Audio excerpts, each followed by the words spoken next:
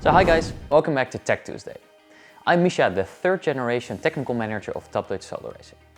In the previous episode, we talked a little bit with Ian, one of our aerodynamic engineers, about what it actually takes to make a solar car that just glides through the air.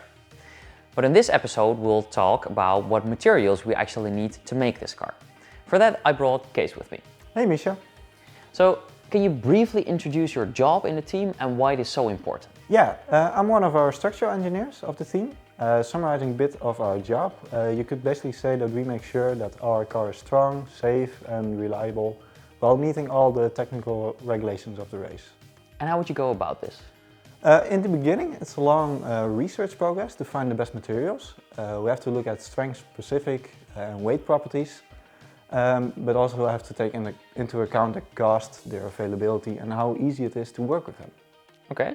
And to my understanding, most of our car is made of carbon fiber, right? Yes, it is.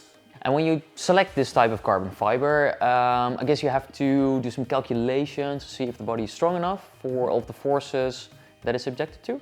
Yeah, definitely. After selecting the materials, we start designing the strong parts of the car using computer-aided design software, otherwise known as CAD software. We assess the weak points of the body and we calculate how many layers of carbon fiber we need to ensure a safe experience.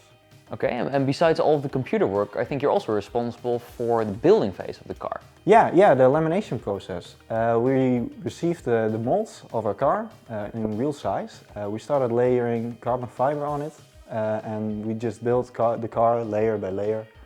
It's quite tedious, but a really fun job and it's really rewarding. Well, it might be tedious, but I've seen it with my own two eyes and it looks amazing. Oh, thank you. So, Kees, I'll say goodbye to you for now, because I've also invited Murat, one of our mechanical engineers. Hey Murat, how are you doing? Hi Misha, I'm doing pretty good. We were wondering what all of the different tasks of the mechanics in our team are actually like. We hope that you could give us some insights. I think I can help you with this. I'm all ears. I would say there are three projects in the mechanics teams.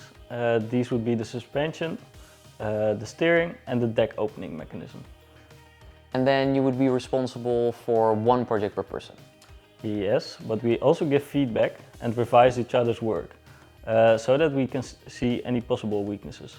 Okay.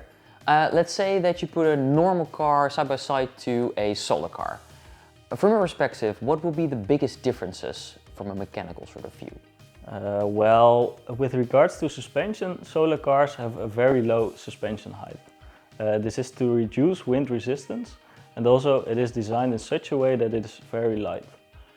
So if you drive the solar car, it would basically feel as if you were sitting on the road. Other main difference, I would say, is the braking system. Solar cars have also a normal mechanical braking pedal, but most of the times it's avoid using this because it takes up a lot of energy. If you don't use the mechanical brake, how do you then brake? Solar cars also have a regenerative brake.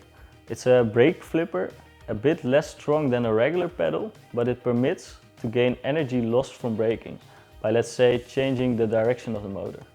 Then by braking, you would save energy this way. Exactly. What about the steering wheel? Well, solar cars usually have a direct steering system.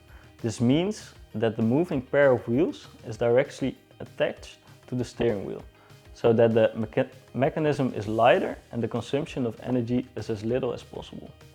Plus, and I've seen this, design of the steering wheel is way cooler. Also that.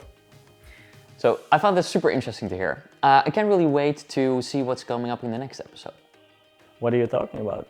So glad you asked. So in the next episode, we'll talk a little bit more about the Bridgestone World Solar Challenge and how we have a whole convoy driving through the outback of Australia. Hope to see you then. Cheers! Hey, solar car fans, if you enjoyed this video, please like and share this. Also, if you subscribe to our channel, we can keep you updated on more videos to come. See you later!